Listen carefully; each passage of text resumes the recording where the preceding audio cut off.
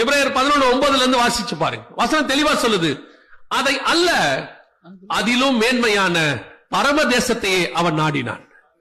வசனம் சொல்லுது, தேவன் தாமே கட்டி உண்டாக்கின அஸ்திவாரம் உள்ள நகரங்களுக்கு அவன் காத்திருந்தான். வசனம் சொல்லுது, தூரத்தில் அவைகளை கண்டு நம்பி அணைத்துக் கொண்டு விசுவாசத்தோட மரித்தான்.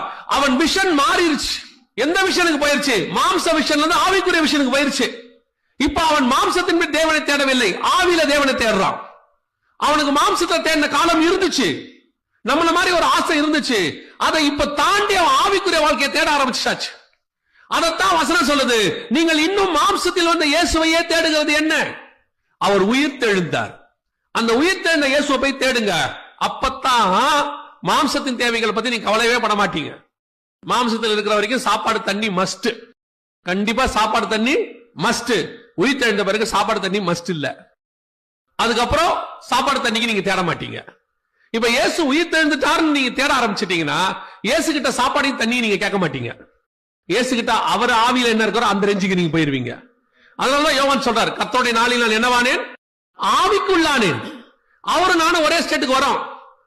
கர்த்தர் ஆவியா இருக்கிறார், நானும் என்னவா மாறிட்டேன்? ஆவிக்கு உள்ளானேன். இப்ப போய் யோவான் என்ன கேட்க மாட்டாரு, ஆண்டவரே காலையில வந்த சாப்பாடு எப்ப கொடுப்பீங்க? அவர்கள் மன்னா கிடைக்காவிட்டால் முறுமுறுத்தார்கள். இத்தனை பேருக்கு தண்ணிக்கு என்ன கொடுப்பீங்க? அவரோட தேவை எல்லாம் மாம்சமா இருந்துச்சு. இப்போ யோவானுடைய தேவை அதல்ல. ஆண்டவரே அந்த இடி முழக்க சத்தம் ஒண்ணு வந்துச்சு, அது என்ன? தானியேலுடைய தேவை என்ன? ஆண்டவரே அந்த 10 கொம்புகளும் அந்த சின்ன கொம்பு வந்துச்சு, அது என்ன? இந்த தரிசனத்துக்கு என்ன விளக்கம்? அந்த குத்து விளக்கு இருந்துச்சு, அது என்னது? ஆபிரகாம் கேட்கிறாரு, அந்த அஸ்திவாரம் உள்ள நகரம் சொன்னீங்களே, அது என்னது? இவங்களுடைய விஷன் உள்ள ஸ்பிரிச்சுவலா மாறிடுச்சு.